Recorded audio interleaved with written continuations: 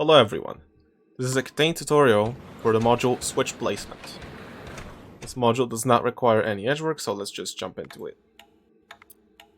So on the module there will be 12 switches that can be either vertical, like this one, or horizontal, like this one.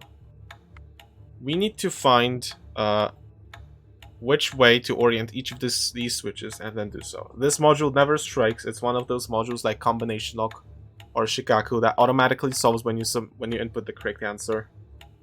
But you can just toggle these freely if you want to and nothing bad will happen. So first, if you don't know how RGB color mixing works, this is kind of important for this one, so let me just quickly go over it. Red and green together make yellow. Red and blue together make magenta. Green and blue together make cyan. All three together make white. And if you have nothing, that's just black. So first we need to find how many switches contain red in them, how many switches contain green, and how many switches contain blue, and then compare these amounts. That's gonna allow us to find the key column.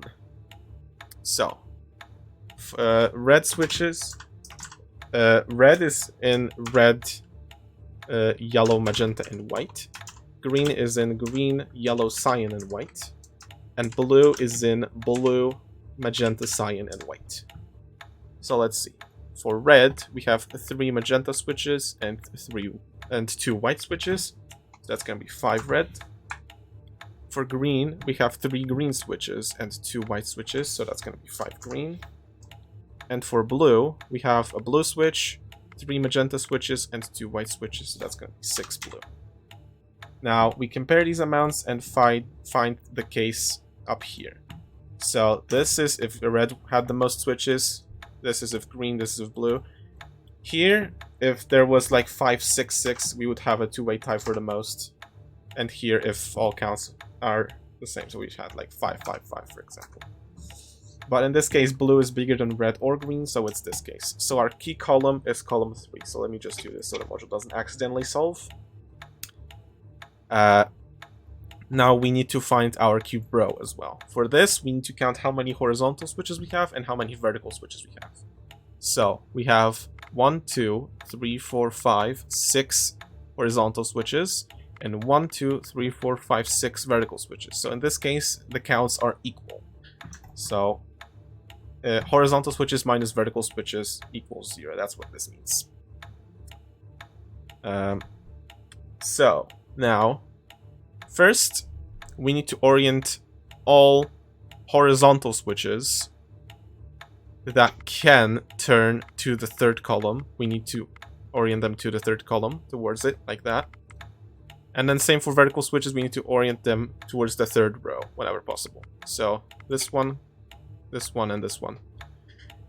For the remaining switches, we need to use these tables here. So first, which table do we use? Well, we look at the center cell here, and we look at the switch that like connects it with another cell, and we look at where that other cell is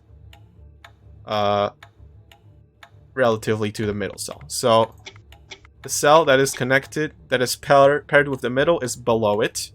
So we use the table with the down arrow here. Now I'm gonna just mark each of these switches that we still need to determine the position of, like this. And this one as well, yeah. And now, what do? Well, we start on the intersection of the key column and the key row, which is column 3 and row 3, so this in the middle. This gives us the number 25. Now, starting from 25, in this case, we process the cells in numerical order. So let's say we started on 10, we would go 10, 11, 12, 13, 14, etc. And for each switch, we turn them towards the number that appears earlier.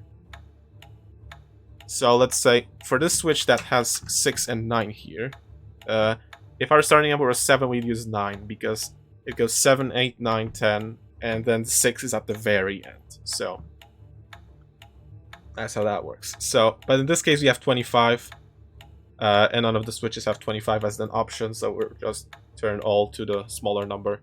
So this one we turn towards 1, this one we turn towards 6, this one we turn towards 22, this one towards 20, this one towards 18, and then this one towards 12.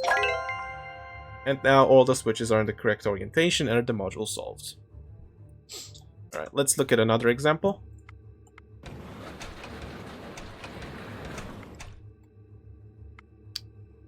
Alright, that's a lot of red. Okay, we have 3 whites, 2 reds, 2 yellows, and 4 magentas, so that's 11 red.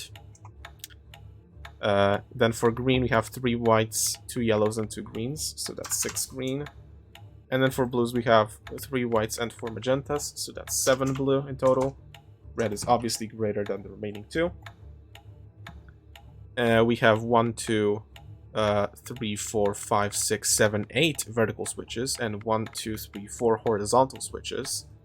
V is equal to 8, H is equal to 4. So H minus V is gonna be 4 minus 8, so negative 4. H minus V is less than or equal to negative 4, that is correct. So in this case, we have key column 1, key row 1. So, vertical switches, we orient towards row 1 if possible, so this one and this one. Horizontal switches, we orient towards column 1 if possible, so this one. That's already there. So in this case, the cell that's paired with the middle cell is above it, so we use the table with the up arrow in it. And the remaining switches we need to orient are this one, this one, this one, this one, this one, this one, this one,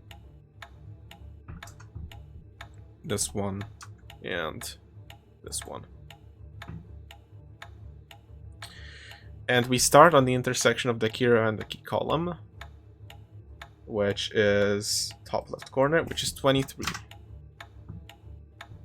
So for this switch in particular, this one that has 13 and 24, this means that 24 will actually come earlier in the sequence because we start at 23.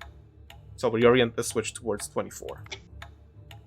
Now for the rest, it's going to be numerical order because 25 is not used.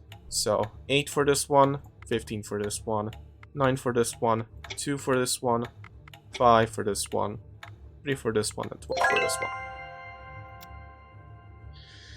So that's switch placement. It's a pretty easy module, and there's not really anything stopping you from just flipping it randomly and seeing if you can get lucky. So if you want to do that, go ahead.